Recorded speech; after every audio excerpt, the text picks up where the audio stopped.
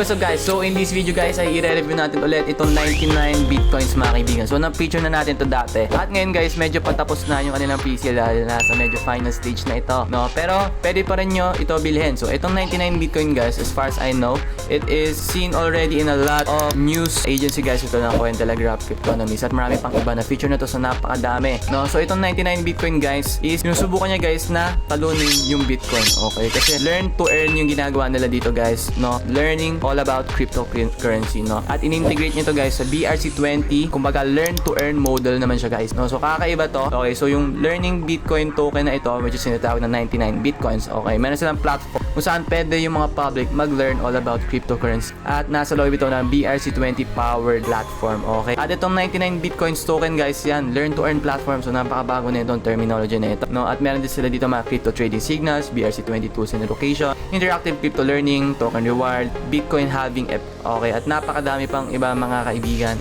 Ayan guys, yung token metrics nila, yung 99 BTC has a total supply of 99 billion. Masasabi nito. So, 99 billion guys. So 10% doon naka-allocate sa pre-sale, 14% sa staking, 27% sa project funds, community reward 17%, liquidity 8%, at marketing ay nasa 23%. So dito sa roadmap nila guys, tapos na tayo sa quarter 2 sa pre-sale launch. At medyo patapos na talaga doon.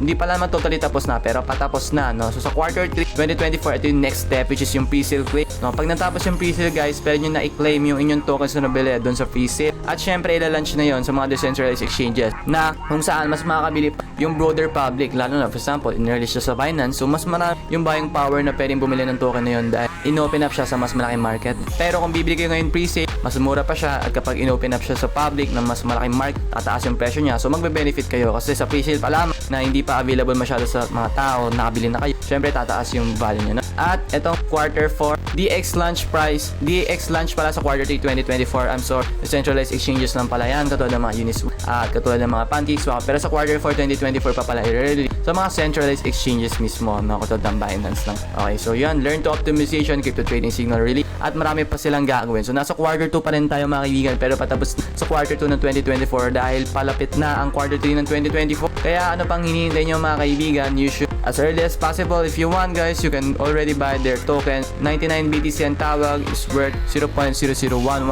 No, you can buy using ETH, BNB, USD, or using your card guys. At once na nakabuy na kayo ng token, you can also stake, wherein guys it will earn an additional per annum rewards. At dito 757% nga. So kapag bumili kayo ng tokens nyo at in-stake nyo siya, dadami pa lalo yung tokens. No, this will benefit you guys lalo na kapag tumaas yung presyo. Essentially na double na yung dami ng tokens nyo, tapos tumaas pa yung presyo ng token mismo. So equals infinite money. So yan guys, yep, don't forget to put this 99 bitcoins on your radar kasi karamihan ng mga na-feature natin sa ating channel na mga pre-sale is talaga sumabog yung kanilang mga presyo, tulad ng mga Smugcoin, tulad ng Meme Combat, tulad ng mga Sponge V2, no? Bago pa man sumabog ang kanilang presyo guys, na-feature na natin sila dito sa ating platform, sa ating YouTube channel. Kaya make sure guys to follow and subscribe yung ating YouTube channel para no updated kayo sa mga alpha release, alpha calls, no? Ito guys, 99 bitcoin, huwag nyo kakalimutan. So last step guys, syempre follow nyo na sa kanilang Telegram. Ayan, sa 99 bitcoins Telegram at sa kanilang Twitter. Okay, ito yung Twitter nila mga kaibigan. Ayan, 99 bitcoins Twitter with 21k followers, at sa kanilang Discord mga tol, para syempre updated kayo sa mga bago update sa kanilang platform at yung mga event na ongoing at mga papalapit pa, kasi syempre dito nila yan yung nire-release sa mga platforms nila. So yan guys, make sure na i-follow nyo yung mga yan. At yeah, this is gonna be our last video for today.